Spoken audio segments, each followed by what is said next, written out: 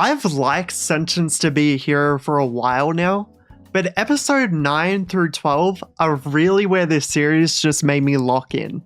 Let me explain. Kivia, I noticed she had eye bags under her eyes for like the past 2 episodes, and in my head I'm just thinking like, what's going on?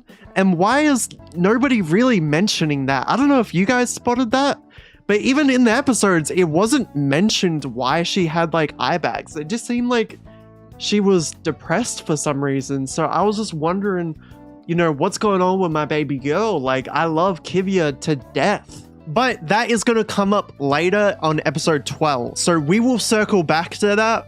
For now, let's talk about episode 12. Episode 12 had absolutely everyone in their element and thriving. I love to see that for them. The King, Sav, Vedanen, Xylo, Terita, everyone was just on absolute demon timing. And like clockwork, the heroes are at the butt end of things, being forced to defend this kingdom at the risk of their own lives against the demon blight. But Xylo's ego is fucking enormous that he will not let anyone close to him die. So Terita pulls out his secret weapon, which is like the sword that like annihilates anything in front of him, even like demons or whatever. So there was that moment, and like Xylo won. Now that y'all are caught up, let's talk about episode 12. Now, with the thing about Kivia being depressed and such, it was about the High Priest, her uncle. And she had her suspicions of him working with the Coexisters. Coexisters are these people that work with the Demon Blight, and they want to save their family kind of to get their ticket to heaven, or in this case, a demon-ruled place. But they'll be okay, and hopefully their family have been promised to be okay as well, even though they look fucking delusional. Like, Kivia confronts the High Priest, her uncle, about this, and then they're going back and forth, and it was so tough. It was so emotional, bro.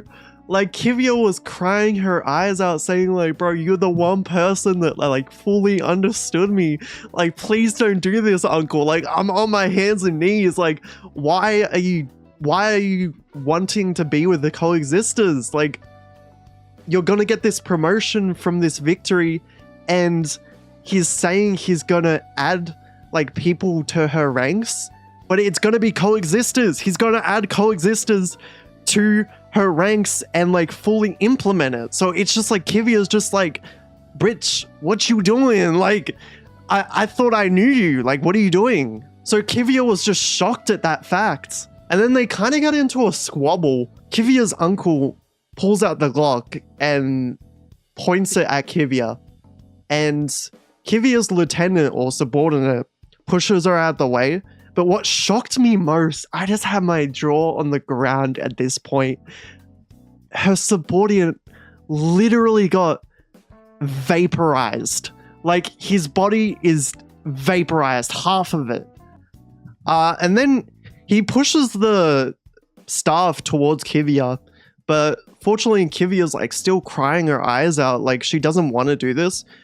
But she pulls out the sword and she like pushes it towards her uncle's neck and kills him. But you could see as soon as the knights came into the room, they were like throwing up at the sight of what Kivia had done. Because this is a high-ranking priest, like, and she's just like a captain of a squad. So they're thinking like, bro, what is going on? Like, why would she do this? So then, like always, I kind of am not surprised about this either, but so then, like always, she's thrown into prison and she's getting interrogated by people, and she keeps saying, no, like the priest, I'm telling you, he was gonna be a coexister and do this and that and the third. But then they're just at every point, they don't want to hear it. They're like, no, we're not gonna get you in front of a court. And I'm just thinking, okay, is Kivia gonna be a penal hero? Like, I'm kind of here for it because she's gonna be at the same ranking as Xylo, which will give them more moments together.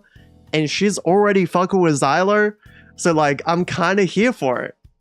But I'm still like so depressed because Kivia's in this cell alone, you could see how banged up she is and depressed, and she's locked in this cell for days at a time, maybe weeks, I don't know, about killing her uncle that she's said is the one true person that actually understood her, that gave her the push she needed to be her own person. So that's just heartbreaking to me. It really is just heartbreaking. Like, imagine having that person in your life, the one most important in your life, turn against you, and then you had to kill them for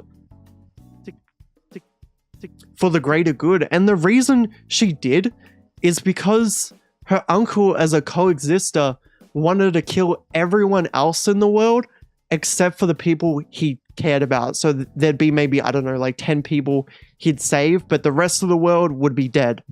So she just couldn't accept that. She wanted to save absolutely everyone, even strangers to her, which at every point she's being called like delusional for wanting to save strangers, which is kind of stupid to me because that's what I want to see in my anime. Like, yes, you should save strangers. I want to see this. You should be a hero. Which that brings